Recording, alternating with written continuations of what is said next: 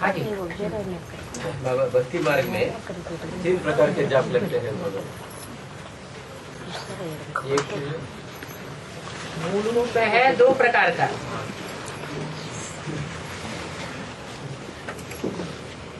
एक है मनसा जाप और दूसरा है वाचा जाप। माला फेरते हैं तो मुंह चलता रहता है, राम आवाज नहीं निकालते।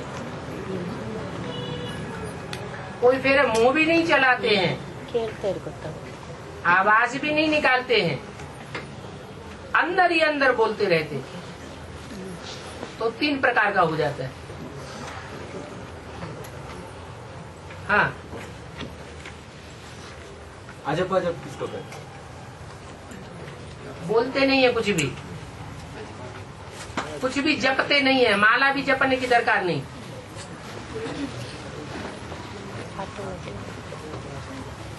सिर्फ हम बाबा को याद करते हैं, इसमें जाप आदि करने की बात नहीं, माला आदि भी जपने की बात नहीं। शिव बाबा एक बार बोलते हैं अंदर भी जाप नहीं करना। अंदर मुख से बोलते हैं ना, राम राम राम कृष्ण कृष्ण कृष्ण, तो अंदर भी बोलने की बात नहीं है, ये तो याद करने की बात है। याद में स्थित है। बाप बच्चे को याद करता है तो उसका नाम लेकर के जाप करता है क्या? उसका रूप सामने आ जाता है। हमने बाप को पहचाना है तो बाप का वो रूप स्वरूप हमको याद आता है ना, स्थान भी याद आता है, व्यक्तित्व भी याद आता है, बातें भी याद आती हैं, कर्म भी याद आते हैं। तौबा बननी चाहिए माना बाबा। तौबा उर्दू का शब्द है, मैंने अब हम कभी नहीं करेंगे। अभी तक जो किया सो किया, अब कान पकड़ते हैं।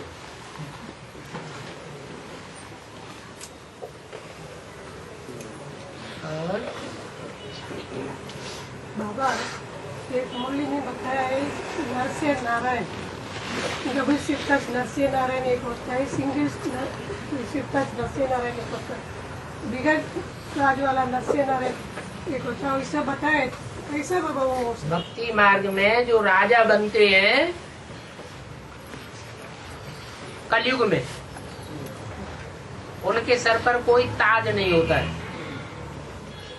वो बिगड़ ताज हो गए। द्वापर में राजाएं होते थे, उनके सर पर स्थूल ताज होता था, तो सिंगल ताज हो गया। अभी हम पुरुषार्थ करते हैं तो हमारे पर है जिम्मेवारी का ताज, और दूसरा है प्योरिटी का ताज। तो देवताओं को कहा जाता है डबल सिर ताजधारी। देवताएं पवित्र भी होते हैं और सोने हीरे का किरीट भी दिखाया जाता है। और नरसिंह नारायण एक ही बनते हैं। नर से नारायण जैसे तो बनते हैं, यथा राजा तथा प्रजा तो बनती है ना।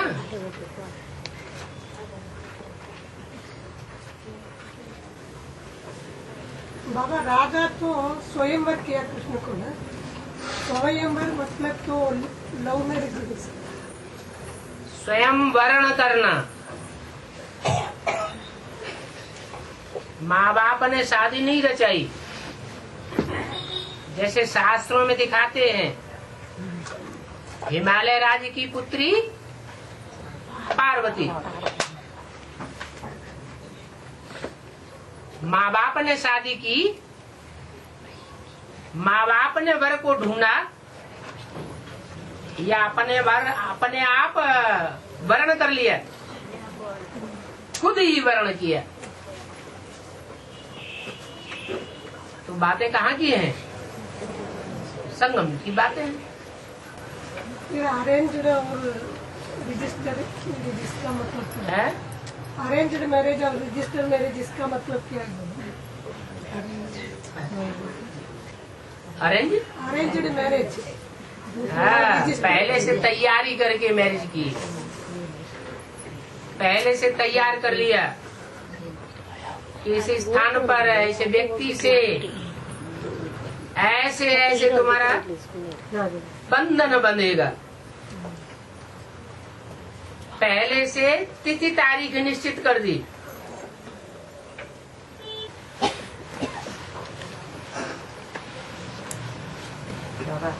लक्ष्मी को बच्चे नहीं दिखाते। संगम युग में लक्ष्मी नारायण को बच्चे कहाँ होते हैं? स्थूल में होते हैं क्या? अगर होते भी हैं तो बुद्धि रूपी पेट में होते हैं या स्थूल पेट में होते हैं? बुद्धि रूपी पेट की बात है, वो दिखाएंगे कैसे।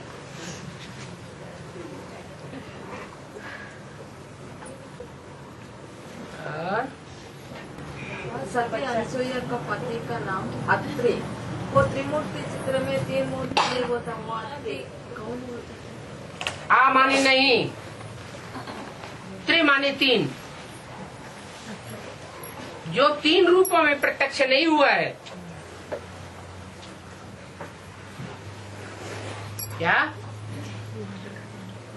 एक ही रूप में प्रत्यक्ष हुआ है, उसको कहते हैं अत्रि।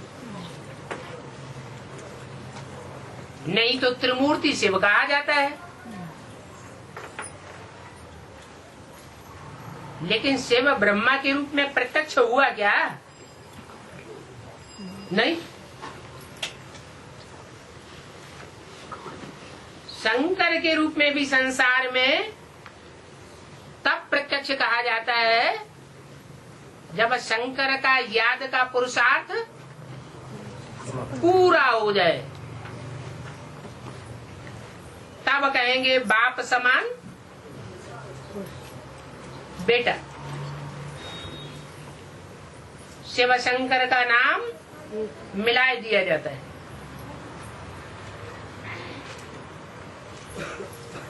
नहीं तो सदाकाल वो मूर्ति भी नहीं है।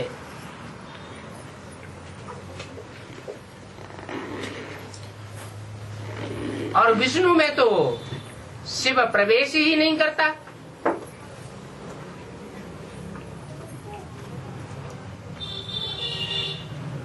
तो भगवान के स्वरूप होने की बात ही नहीं। तो कौन सा एक रूप है जो गॉड फादर के रूप में संसार में प्रत्यक्ष होता है? एक ही शिव शंकर का स्वरूप है। गॉड इज वन, तो गॉड का बच्चा भी वन कहा जाता है। बड़ा बच्चा तो एक ही होगा, बाकी तो नंबरवार हैं। ब्रह्मादेव, विष्णुदेव, फिर देवदेव, महादेव।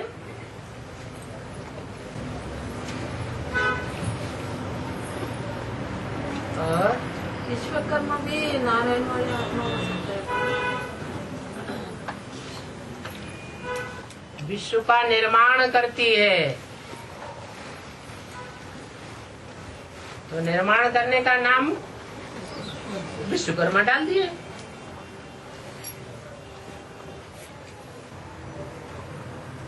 बाबा 2018 में कृष्ण का तो पढ़ाई खत्म हो जाता है, टीचर चले जाते हैं ना। है 2018 में हाँ, कृष्ण पहले पत्ते की पढ़ाई पूरी हो जाती है फिर तो प्रत्यक्ष हो जाता है। फिर नंबरवार और जो देवताओं की पढ़ाई पूरी होती जाएगी, उनकी आत्मा भी कोई न कोई देवी देवता के रूप में संसार के लोग भी प्रत्यक्ष स्वीकार कर लेंगे। ऐसे करते करते 33 करोड़ देवताओं को प्रत्यक्ष होना है।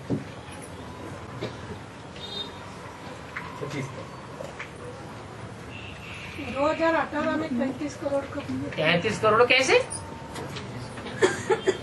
शुरुआत पहले पत्ते से होती है तो है। ढेर पत्ते होते हैं क्या? 18 के अंत तक। हाँ, 18 के अंत तक ही पहले ढेर पत्ते प्रत्यक्ष होंगे या पहले एक पत्ता प्रत्यक्ष होगा? पहले एक ही प्रत्यक्ष होगा, फिर दूसरा होगा, तीसरा, चौथा, ऐसे नंबरवार पत्ते प्रत्यक्ष होते जाएंगे। ये प्रत्यक्षता रूपी जन्म है।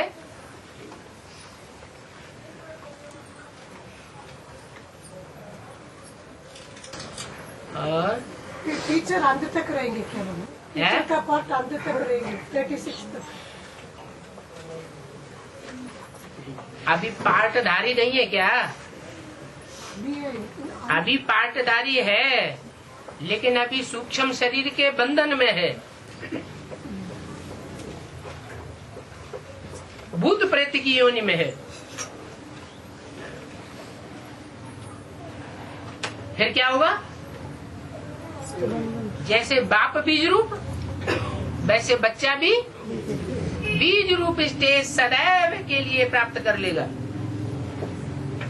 बाप समान बन जाएगा। पूरा ज्ञान जो बाप की बुद्धि में है वो बच्चे की बुद्धि में बैठ जाएगा। तो कहावत है, एक और एक मिलकर के 11 हो जाते हैं। ऐसे 10 गुनी ताकत बढ़ जाती है।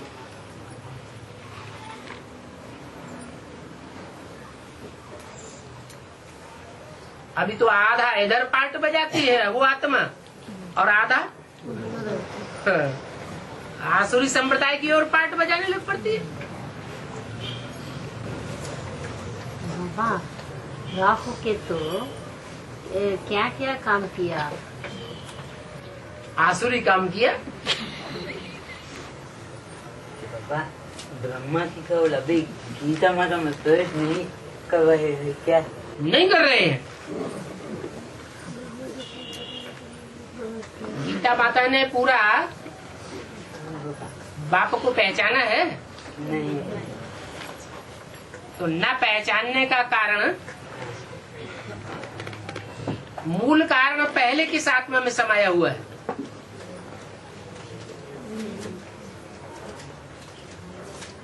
न पहचानने की मूल बात क्या है? गीता का भगवान। तो उस कारण को 100% धारण करने वाली आत्मा कौन है? ब्रह्मा की सोच। वो पहला पत्ता है सृष्टि का, हाँ बाबा। उसी की बुद्धि में नहीं बैठा तो औरों की बुद्धि में कैसे बैठ जाएगा? और माताएं तो वैसे ही आधीन हो जाती हैं।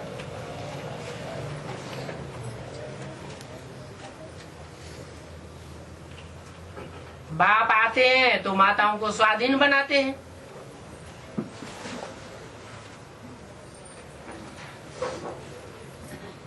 कृष्ण बच्चा क्या बनाता है? माताओं को आधीन बना देता है। और घर घर की ये रिवाज है क्या? एक घर की रिवाज है या अरे हाँ सभी घरों की यही रिवाज चल रही है? सभी घरों में यही रिवाज चल रही है। जो पहला पत्ता करेगा और सभी पत्ते वैसा ही करने लग पड़ेंगे।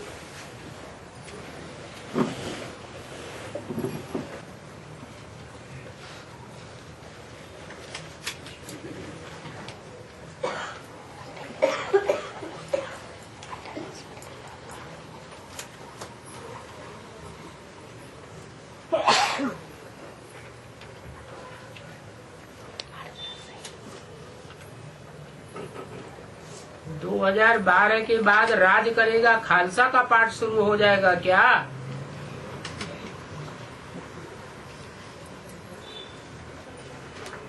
और वो पार्ट 2008-18 तक चलेगा क्या? उसके बाद बाप की प्रत्यक्षता होगी क्या?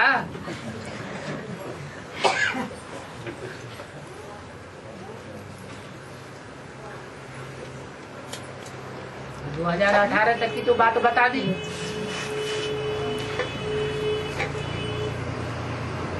कृष्ण की आत्मा के साकार शरीर के बिगर सूक्ष्म शरीर से पार्ट बजाने के 50 साल 18 में पूरे होते हैं।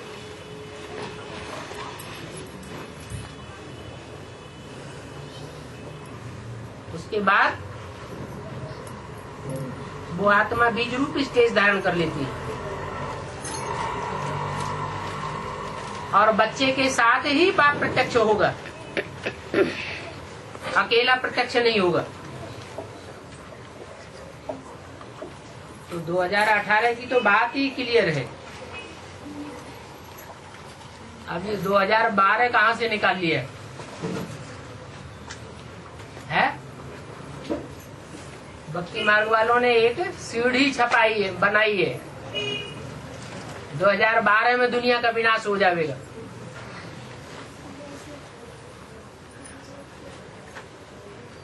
उससे कनेक्ट कर दिया है महाकाली के पार्ट को।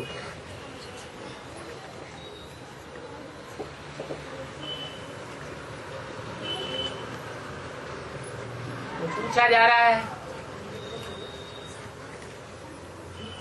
कि 2012 के बाद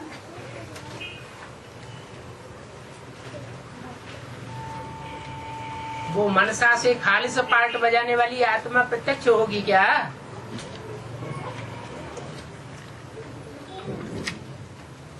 जिसके लिए विष्णु के चित्र में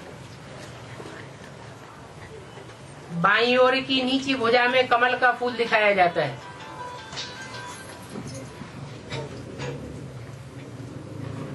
कि भल रहे कीचड़ की दुनिया में, परंतु मन बुद्धि से आत्मा उस कीचड़ से निर्लिप्त होकर के रहे।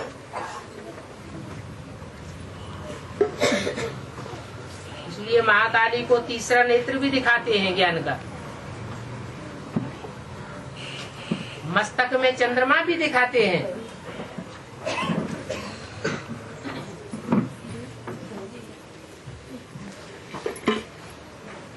और पुराने चित्रों में मस्तक में शंकर की मूर्ति भी रखी हुई दिखाते हैं।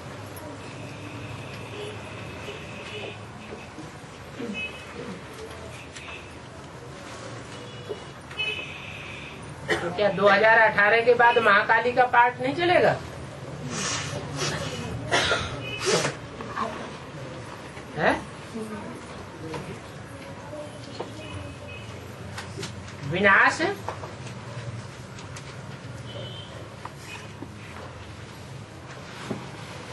ये काम करता कौन है? देवताएं करते हैं या असुर संगारिणी गाई हुई है? तो 2018 के बाद असुरों की दुनिया खलास हो जाएगी क्या? नहीं। पाठ तो अंत तक चलते रहेंगे, लेकिन बाप के बच्चों के बीच में प्रत्यक्षता हो जाएगी। जैसे बेसिक ब्राह्मणों की दुनिया में अभी भी प्रत्यक्षता बाप की हो रही है, या सन 76 के बाद प्रत्यक्ष होना बंद हो गया है? प्रत्यक्षता तो अभी भी हो रही है। पहचानने वाले पहचान रहे हैं, न पहचानने वाले अभी भी नहीं पहचान रहे।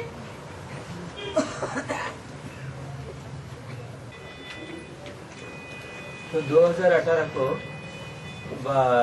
बच्चे के साथ बाप भी प्रत्यक्ष हो जाएगा, माना दोनों प्रत्यक्ष हो जाएगा 2018 को। हाँ, बाप और बेटे दोनों प्रत्यक्ष हो जाएगा। हाँ,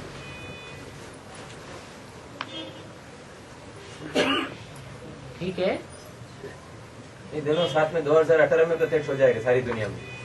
सारी दुनिया में क्यों? पहले ब्राह्मणों की दुनिया में प्रत्यक्षता होगी कि सारी दुनिया में प्रत्यक्षता होगी? सन 76 में एडवांस की जो दुनिया थी,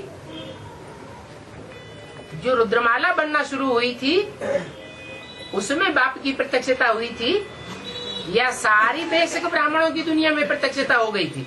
रुद्रमाला की जो नई दुनिया स्थापन हो रही थी, उसमें प्रत्यक्षता हुई थी। हर एक काम सूक्ष्म से स्थूल की ओर जाता है, ऐसे नहीं स्थूल रूप में 500 करोड़ में एकदम प्रत्यक्षता हो जाएगी। तो 2018 में तब एडवांस बेसिक दोनों एक हो जाएगा। ब्राह्मणों की दुनिया में भी एक जैसे ग्रुप हैं सभी। क्या ब्रह्मा की गोद में जो भी पलने वाली दूसरे दूसरे धर्मों की आत्माएं हैं, वो सब एक जैसी है क्या? वो भी अलग अलग किस्म के ग्रुप हैं। और एडवांस पार्टी में भी अलग अलग प्रकार के ग्रुप हैं। तो नंबरवार प्रत्यक्ष होंगे बुद्धि में, ये एक साथ प्रत्यक्ष होंगे, नंबरवार प्रत्यक्षता होती जाएगी।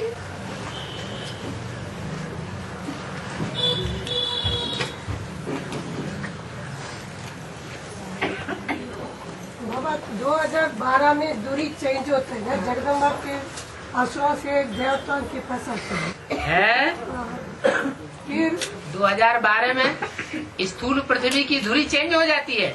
जगदम्बा तो चंद्रमा आकर के पृथ्वी में ऐड हो जाएगा। फिर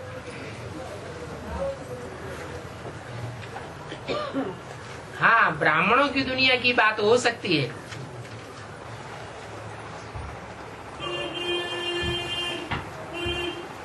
तो बाबा 2018 में सूर्य चंद्रवंश दोनों एक हो जाएगा।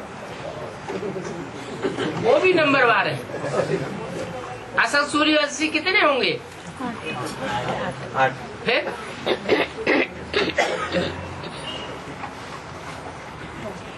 नई दुनिया बनेगी तो परिवार की कोई एक इकाई होगी या ढेर सारे परिवार एकदम प्रत्यक्ष हो जाएंगे? एक इकाई होगी। नई दुनिया में सबके स्टार्टिंग में 9 लाख पॉपुलेशन बताया ना। हाँ जी। वो 36 में होंगे क्या? है 2036 में 9 लाख आत्मा होंगे क्या? आत्माएं होंगी। 9 लाख प्रजा। 9 लाख प्रजा होगी। माने स्थूल रूप में 4.5 लाख बच्चों की सन 36 में पैदाइश हो जाएगी और 4.5 लाख जन्म देने वाले भी मौजूद होंगे। ऐसा आपसे पूछने का मतलब यही है। 9 लाख है ना बाबा स्टार्टिंग में इसकी। माने 2036 में 9 लाख में से 4.5 लाख जन्म देने वाले भी मौजूद होने चाहिए और जन्म लेने वाले भी मौजूद होने चाहिए। ऐसा होगा क्या? यही पूछ रहे हैं ना। जब बम्बोर को आग लगेगी, अणु जहाँ से आया है वहां से अपना साइकिल पूरा करके वहीं पहुंचेगा। हर आत्मा अपना साइकिल 5000 वर्ष का पूरा करके परम धाम में अपने जगह पे जाके सेट होगी। तो इस दुनिया में कोई रह जाएगा क्या?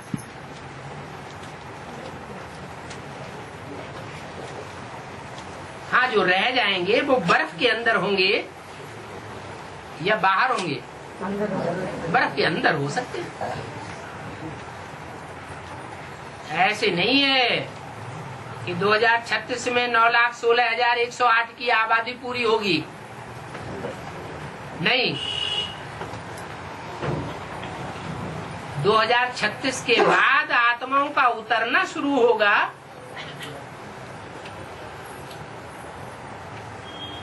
यह एक साथ 9 लाख उतर आएंगे। शुरुआत होगी। जिनका ज्यादा योग बल होगा वो पहले उतरेंगे, जिनका योग बल कम होगा वो पहले जन्म के लास्ट में उतरेंगे।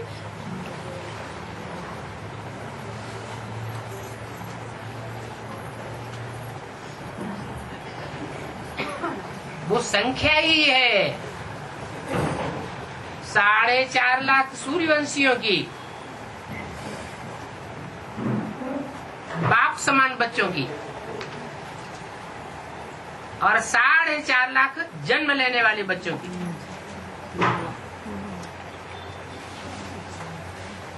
तो सूर्यवंशी और चंद्रवंशी जो असल अपने धर्म के पक्के होंगे वो पहले जन्म के अंत तक प्रत्यक्ष होंगे। सतयुग का पहला जन्म का अंत होगा और इस्लाम धर्म की आत्मा का उतरना शुरू।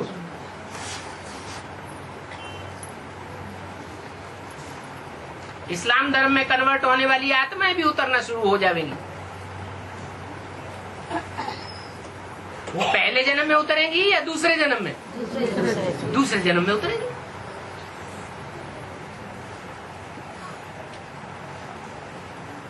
और तो सतयुग का आदि में कितने हैं? आदि सतयुग कहेंगे पहले जन्म को, जन्म तो है तो और पहले जन्म की भी परिपूर्णता कहेंगे जब इस्लाम धर्म का, इब्राहिम का आधार मूर्त आत्मा परम धाम से उतरने वाली होगी। वो बच्चा बन के आएगी ना, तब कहेंगे परिपूर्णता हुई पहले जन्म की। मेरा मतलब तो आदि में जो पहले जो शुरुआत होती ना, कितने रहता है वहाँ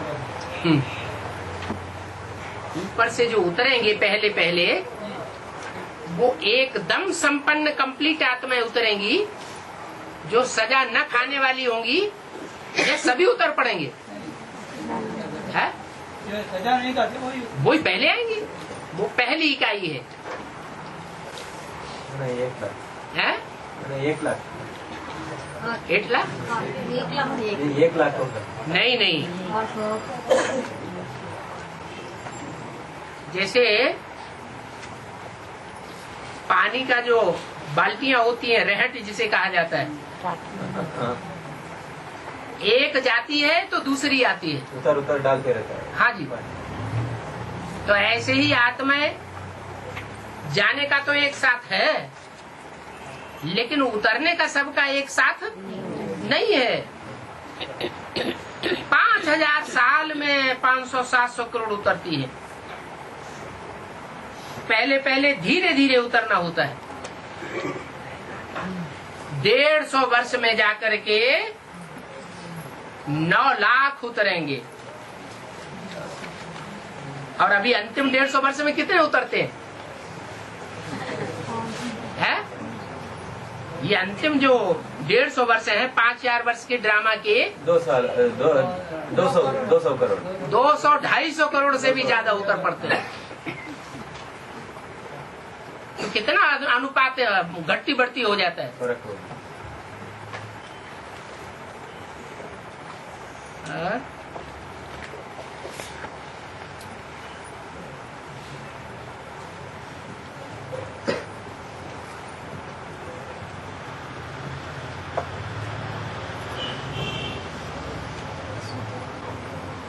शिव भोजन नहीं कहते, ब्रह्मा भोजन क्यों कहते हैं? भोज शब्द है, भोज बनता है भोग से।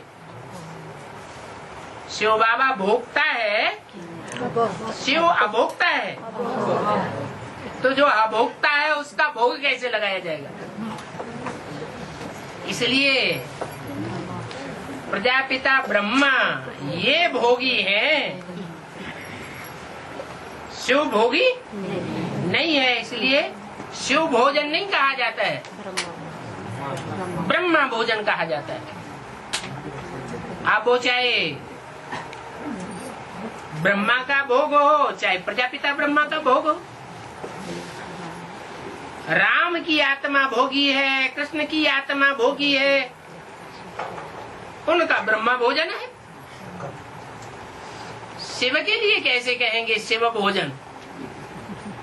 हाँ, शिव का भंडारा है, वो भी निराकार शिव ज्योति बिंदु परम पिता का ज्ञान का भंडारा है। और वो जब साकार में प्रवेश करता है और साकार की जब परिपक्व स्टेज बनती है तो शिव बाबा का भंडारा है। उस शिव का भंडारा भरपूर, काल कंटक दूर।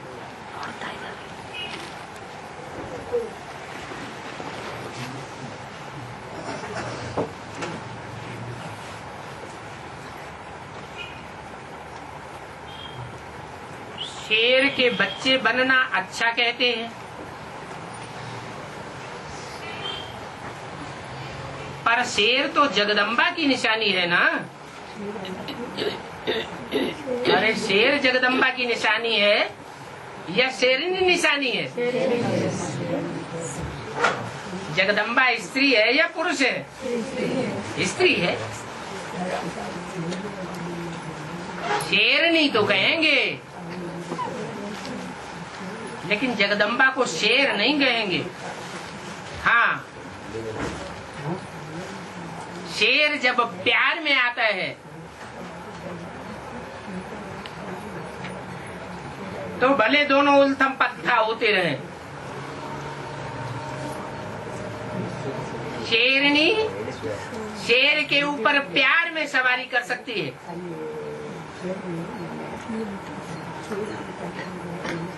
जोर जबरदस्ती करके नहीं।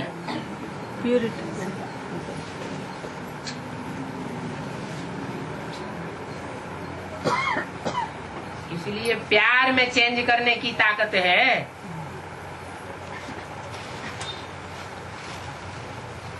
बाहुबल से सारी दुनिया चेंज नहीं हो सकती।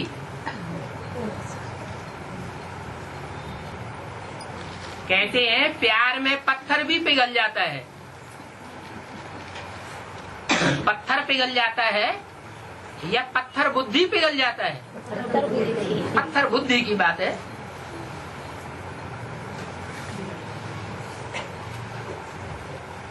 पारसनाथ कहा जाता है। पारस पत्थर ऐसा कोई होता थोड़े ही है जो लोहे को सोना बना दे।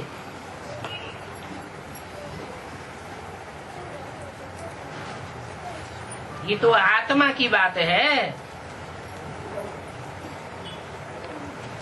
बाप की याद करने से आत्मा पत्थर बुद्धि से पारस बुद्धि बन जाती है।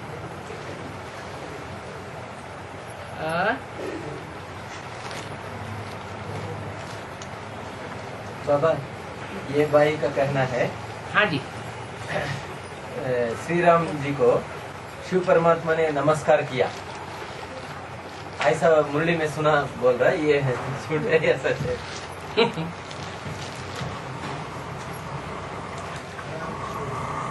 शिव माने शंकर ने।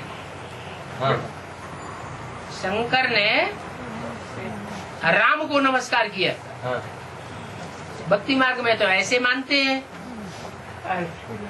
कि शिव शंकर जो है वो राम से अभिन्न है।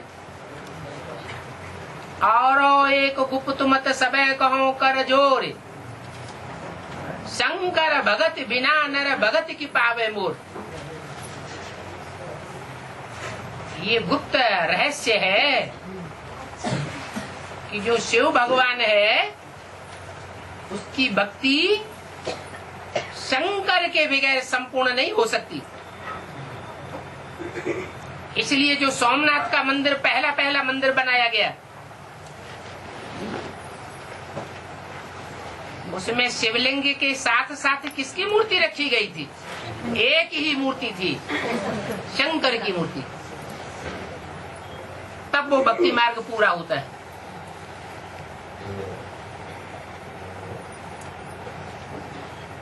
फिर भक्ति मार्ग में और भी बताई बात।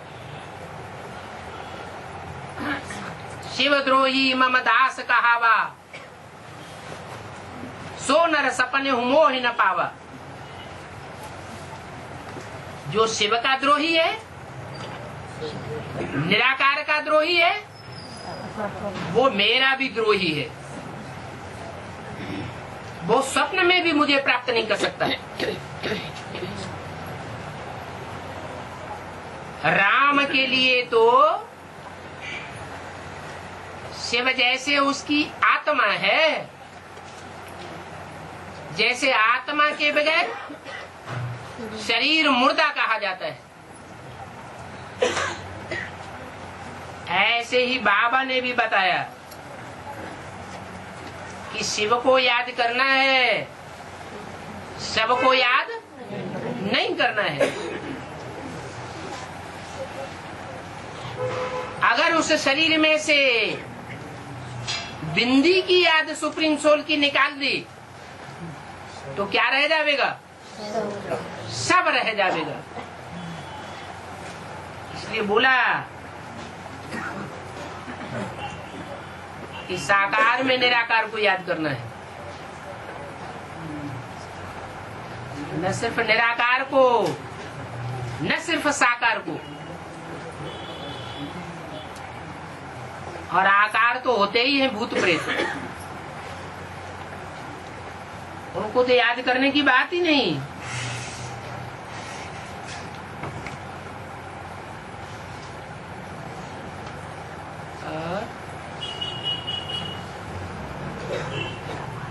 ना यहाँ राम की जगह में आत्मा राम को समझना चाहिए। हाँ जी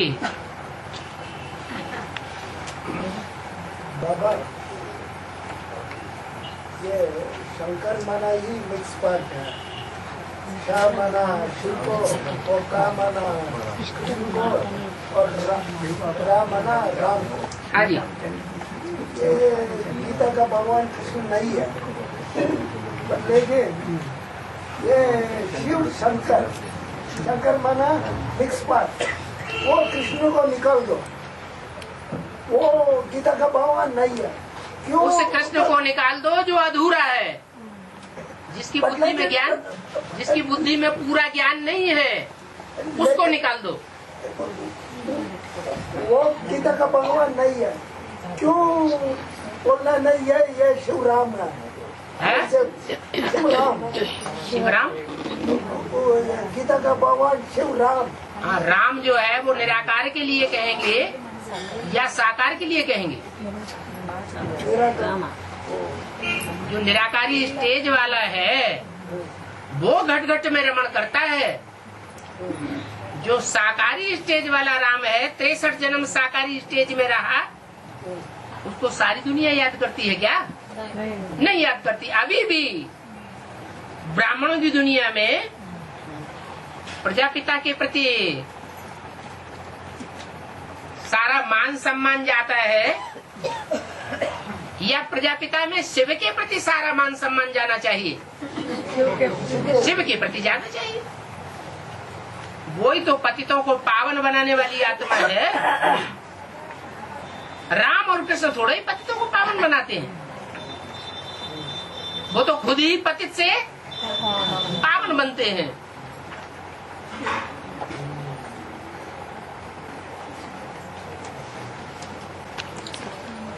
बाबा अगर नारायण को याद करेंगे तो,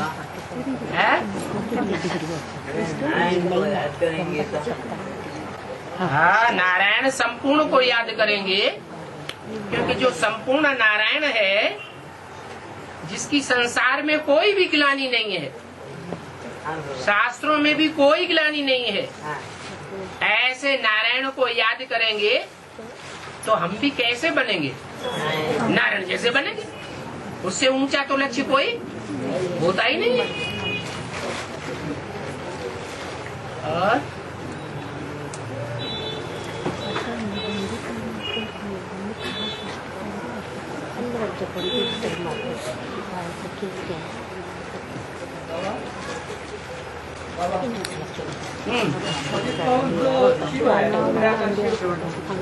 पतित पावन भी तब शिव है जब साकार में प्रवेश है और वो साकार भी निराकारी स्टेज वाला पुरुषार्थ करके संपन्न बन जाए, तब शिव बाबा पतित पावन है। तो रुद्रमाला का मंडपों को विजयमाला के साथ में क्यों फिर हो जाना उसको वो इसीलिए कि शिव है आत्मा और आत्मा जड़ रूप होती है शरीर के बिगड़। जब शरीर में प्रवेश करती है तब ज्ञान सुनाने लायक बनती है, चैतन्य बनती है।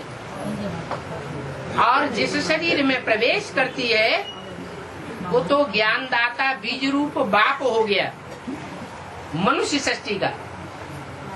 फिर अकेले बाप से कुछ नहीं होगा, प्रवृत्ति चाहिए या एक चाहिए, तो माता भी चाहिए। इसलिए बाबा भी वंदे मातरम। इसलिए जब हम याद करते हैं तो ऐसे नहीं शिव को याद करते हैं, शिव तो बिंदी का नाम है, नहीं, शिव बाबा को याद करते हैं। वो भी याद में भी प्रवृत्ति समाई हुई है।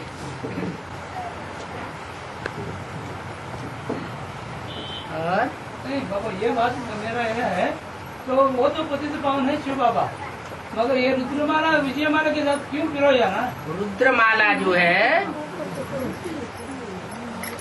वो रुद्रमाला के मणके नंबर 1 से लेकर के नंबर 108 तक मन बुद्धि से पतित आत्मा है या पावन आत्मा है? पतित आत्मा है। इसकी निशानी क्या? नहीं, अभी निशानी क्या दिखाई पड़ेगी कि कौन ज्यादा पतित बनता जा रहा है? बुद्धि से, प्रैक्टिकल पे नहीं, शरीर की कर्मेंद्रियों से प्रैक्टिकल कर्म के आधार पर नहीं, मन बुद्धि के आधार पर। हाँ, रुद्रमाला के मणकों में क्या निशानी देखने में आती है जिससे हम ये कहें कि ये पावन है और ये पतित है? ये परसेंटेज में ज्यादा पावन है और ये परसेंटेज में ज्यादा पतित है। संगठन बनाते हैं प्योरिटी से नहीं, हाँ वो भी है, लेकिन संगठन तो वास्तव में बनता ही नहीं है रुद्रमाला का। अगर बनता भी है तो सिर्फ सूर्यवंशियों का बनता है, 108 की तो बात ही नहीं। तो उनकी निशानी क्या होगी? हाँ, बुद्धि का काम है, मन बुद्धि रूपी आत्मा का काम है मनन चिंतन, और मनन चिंतन ज्ञान के द्वारा ही होता है। शिव बाप आकर के कोई स्थूल चीज नहीं देता है, क्या देता है? ज्ञान देता है। उस ज्ञान को, उस ज्ञान जल को जितना हम चालू रखते हैं तो शुद्ध जल रहेगा या अशुद्ध रहेगा? जल शुद्ध रहता है। जितना ऊंची स्टेज में रह करके हम मनन चिंतन मंथन करते हैं, 5 तत्वों की दुनिया के प्रभाव से दूर, उतना वो ज्ञान जल ज्यादा निर्मल होगा। उदाहरण दिया जाता है मानसरोवर का। सबसे ऊंचा तालाब है दुनिया का, पहाड़ के ऊपर है वो तालाब है बड़ा, और उसका पानी इतना निर्मल है कि तल्ले की चीज भी दिखाई पड़ती है। बाबा भी कहते हैं सबसे बड़ा आरसी है बाप, ज्ञान मानसरोवर। मिनी मधुबनों को भी शीशे का महल कहा है, शीश महल। जैसे शीशे के महल में जाकर कोई अपना चेहरा छुपा नहीं सकता, ऐसे ही जो बड़ा आरसी है बाप, उसके सामने रह करके कोई अपने को छुपा नहीं सकता। वो निर्मल ज्ञान जल है।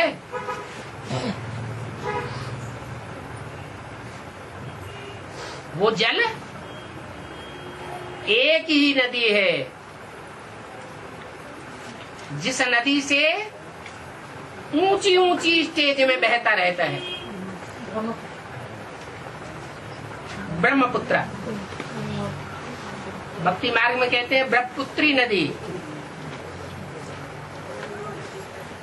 लास्ट में आकर के नीचे गिरता है।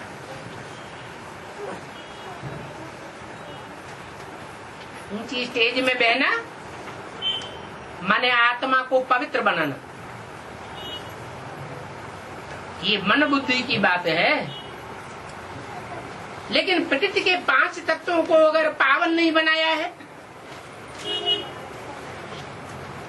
तो विश्व का परिवर्तन हो जाएगा।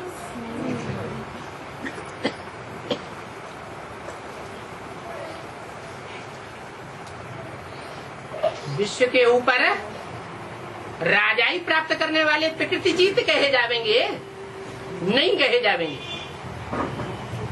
इसलिए वो ज्ञान बीज को धारण करने वाले अकेले प्रजापिता से काम नहीं बनेगा।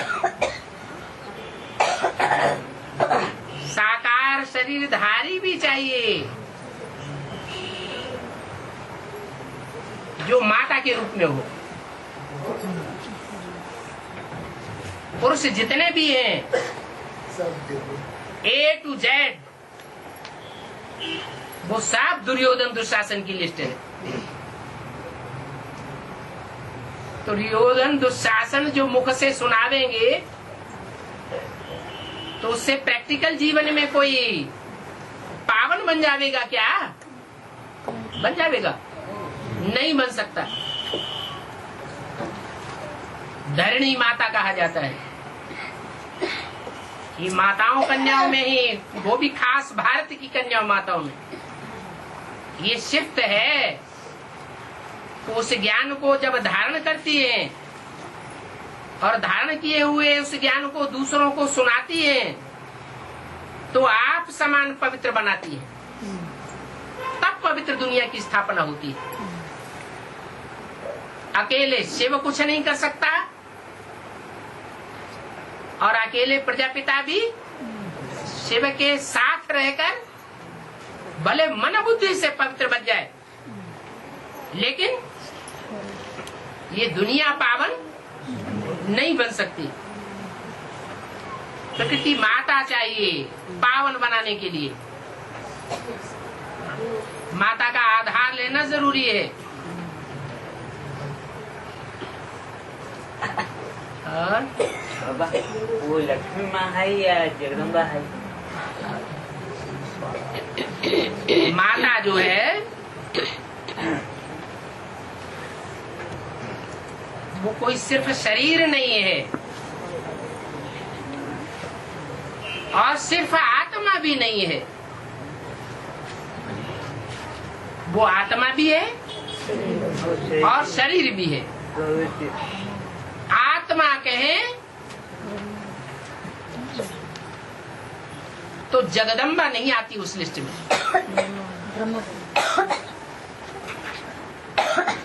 जगदम्बा आती है प्रकृति के 5 तत्वों की प्रधान धात्री, पृथ्वी माता। 5 तत्वों में मुख्य तत्व कौन सा है? पृथ्वी। लेकिन वो पृथ्वी माता भी जड़ शरीर नहीं है। बाप की पहचान नहीं है तो जैसे जड़ शरीर है, और बाप की पहचान हो जाए तो चैतन्य भारत माता हो जाती है। ये सारी पृथ्वी 7 महाद्वीपों वाली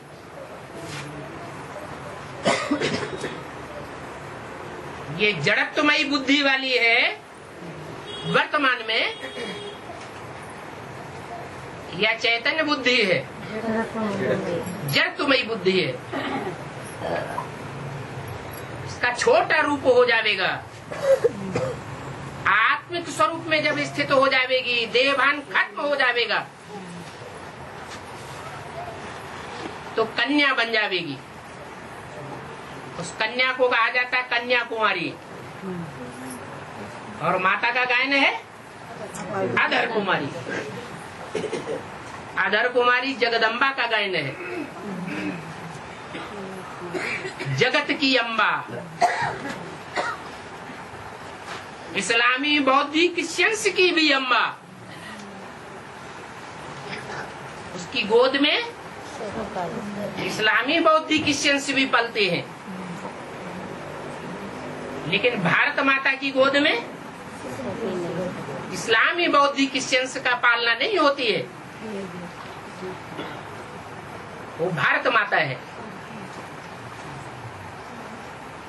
पवित्रता की देवी है। विदेशी माताएं इतनी पवित्र नहीं होती हैं। भारत माता को पवित्र रूप में दिखाया जाता है। आत्मा है सिर्फ, तो देहभान नहीं होना चाहिए, और देह अभिमानी है तो भला आत्मा हो भी तो भी जड़त्वमयी बुद्धि वाली कही जाएगी या चैतन्य कही जाएगी? प्रकृति उसका नाम है। शिव बाप जब आते हैं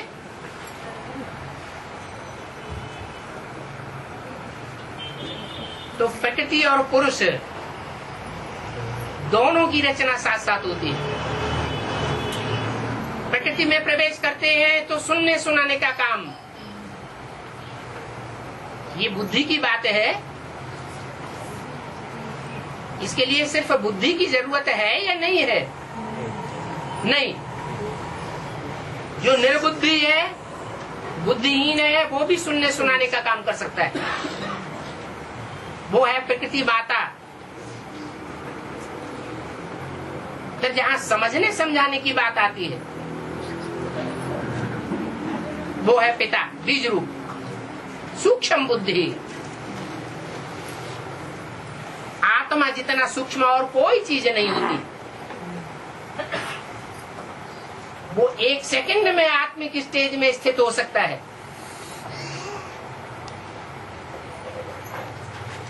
ऐसी उस आत्मा में जो हीरो पार्टधारी आत्मा है, आत्मिक स्थिति में रहने के कारण उसमें सुप्रीम सोल बाप आकर के ज्ञान देता है। उस ज्ञान को पतित आत्माएं पहले उठाती है या पावन आत्माएं पहले उठाती है? पतित आत्माएं उठाती है। उन कन्याओं माताओं में भी जो जगदम्बा का पाठ धारण करने वाली है, विदेशी कन्याओं माताओं से मिलता जुलता पाठ, वो भी पतित है, वो पहले उठाती है। और जो भारत माता के रूप में गाई हुई है, उसको पहले उठाने की दरकार है, वो तो है ही पवित्र। तो ये अंतर पड़ जाता है।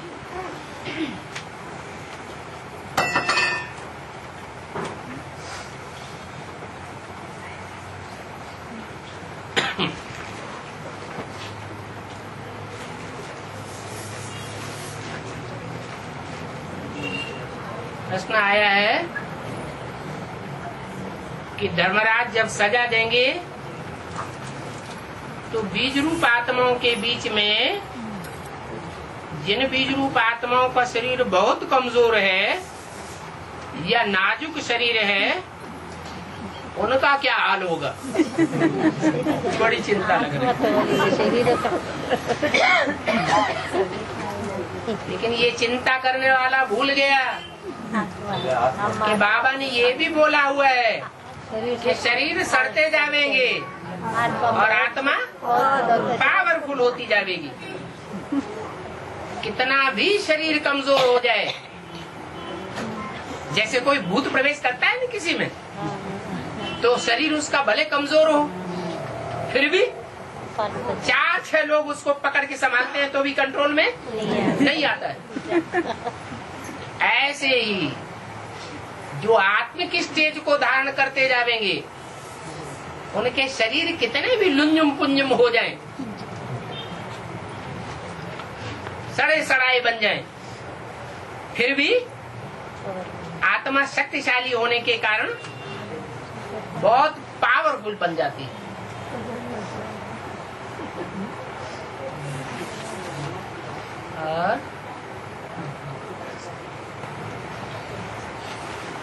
और भक्ति मार्ग में करते हैं साष्टांग नमस्कार है, भक्ति मार्ग में करते हैं साष्टांग नमस्कार। साष्टांग नमस्कार। साष्टांग का मतलब है अष्ट अंग, 8 अंगों सहित नमस्कार। क्या? जैसे भगवान का विराट रूप दिखाया गया ना, तो उस विराट रूप में 8 अंग हैं। जो भक्ति मार्ग के योगी लोग हैं, वो शरीर में 8 चक्र भी बताते हैं।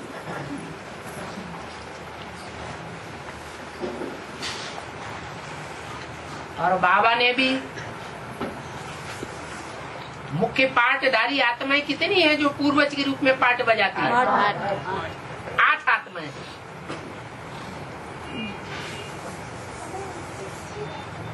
वो 8 आत्माएं 8 धर्मों से कनेक्टेड है। माना विराट पुरुष में ही सारी दुनिया समाई हुई है। ऐसे ही हर मनुष्य के अंदर आत्मा है, और हर एक आत्मा रूपी स्टार के अंदर एक दुनिया समाई हुई है। इसका मतलब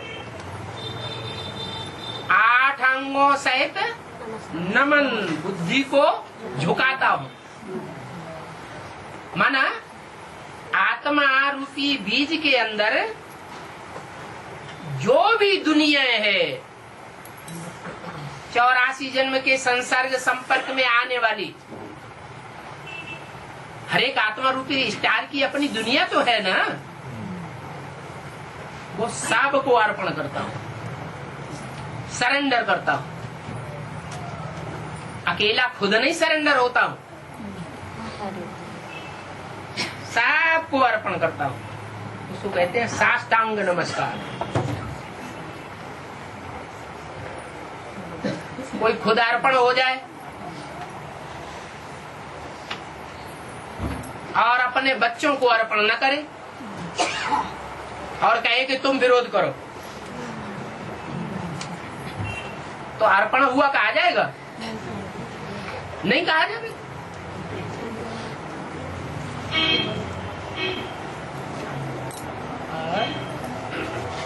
बाबा ब्रह्मा बाबा के समय पर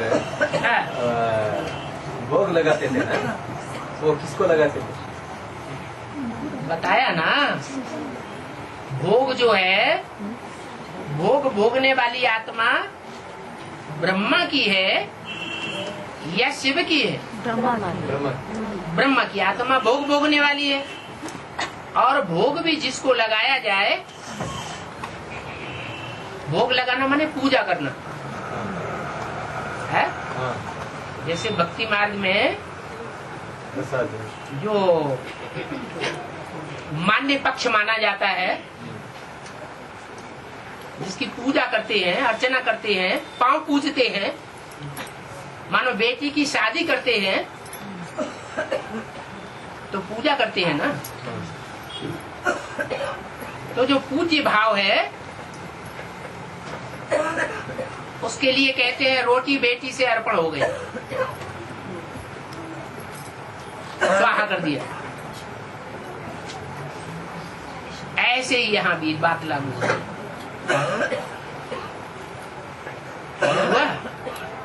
ब्रह्मा बाबा रहते हुए भी किए ना?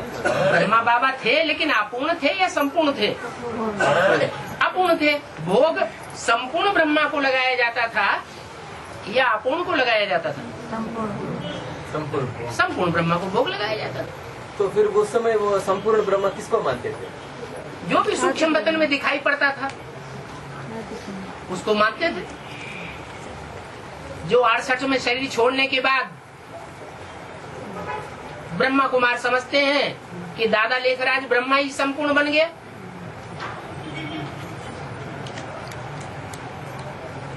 लेकिन वो थोड़ा ही संपूर्ण बन गया। वो भी रचना है या रचयिता है? रचना है। उसका भी रचयिता कौन? उसका भी रचयिता बाप। और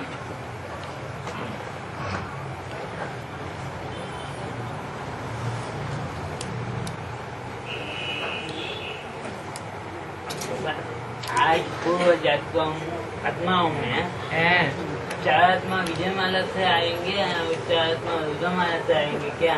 ठीक है। सूर्यवंशी और चंद्रवंशी दोनों की मिलकर के संपूर्ण आत्मा बनती है। चार उसमें से उठाए जाए श्रेष्ठ, और चार विजयमाला में से श्रेष्ठ आत्माओं को उठाया जाए, उनकी युगल जोड़ी बनी।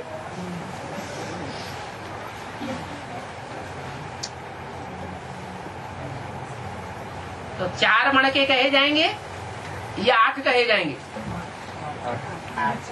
मणके विजयमाला में और रुद्रमाला में अंतर क्या होता है?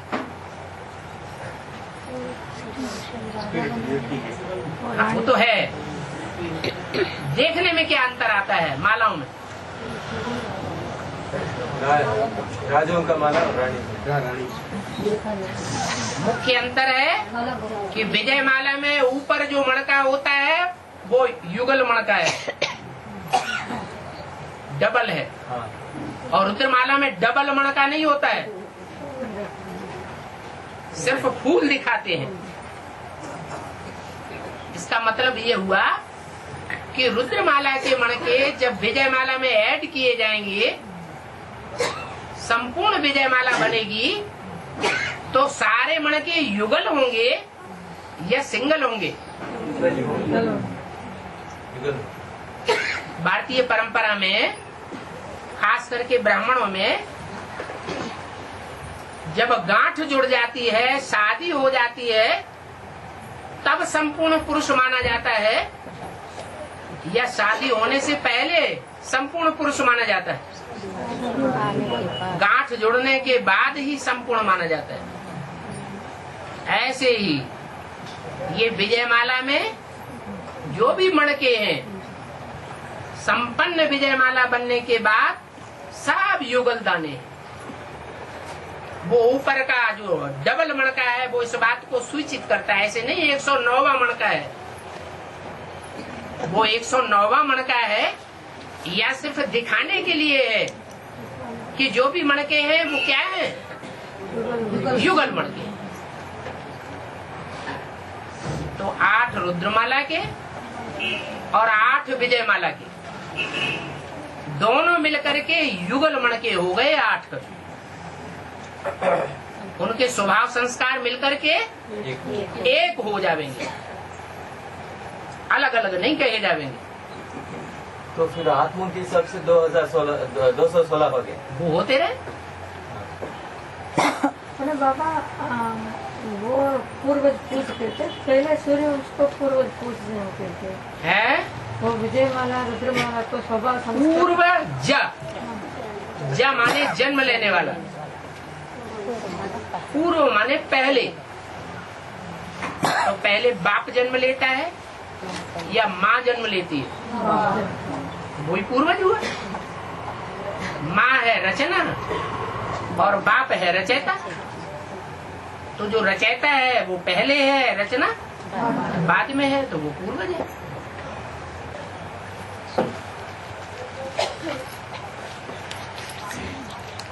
बाबा अध्यक्षवाणी में कोने कोने में और चारों ओर के तरफ ऐसे ही शुरू हो जाता है, हैं? कोने कोने से और चार वो ऐसे ही शुरू हो जाता है वाणी। जो वाक्य शुरू करते हैं अभी 2 साल से, खास 2-3 साल से जो अव्यक्त वाणी चलाई जा रही है, उसमें पहला जो वाक्य होता है उस वाक्य में ये विशेषता होती है कि विश्व के कोने कोने से चुने हुए, चारों दिशाओं से चुने हुए बच्चों को इंट्रोड्यूस करते हैं। इसका कारण क्या है? क्या कारण है? कोने कोने है? चारों दिशाओं में प्रसार हो गया है, संदेश पहुंच गया। नहीं, जिनको इंट्रोड्यूस किया गया वो दिशाओं को इंट्रोड्यूस किया गया या बच्चों को इंट्रोड्यूस किया गया? बच्चों को किया गया। तो बच्चे कौन है? अष्टदेव है। 4 मुख्य दिशाएं हैं और 4 उनके कोने। इसलिए कोने कोने से कहा जाता है, चारों ओर से आए हुए बच्चों को कहा जाता है।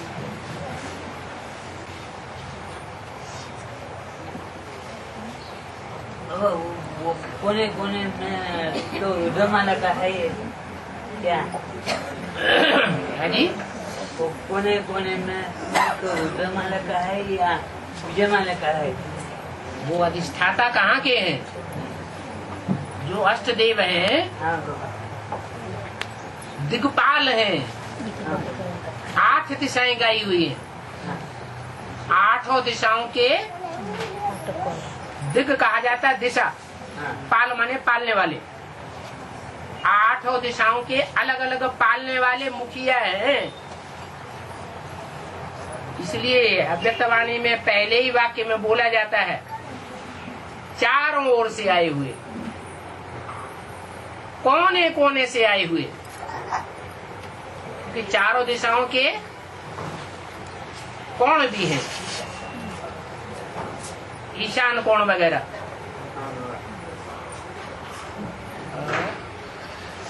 टाइम हो गया।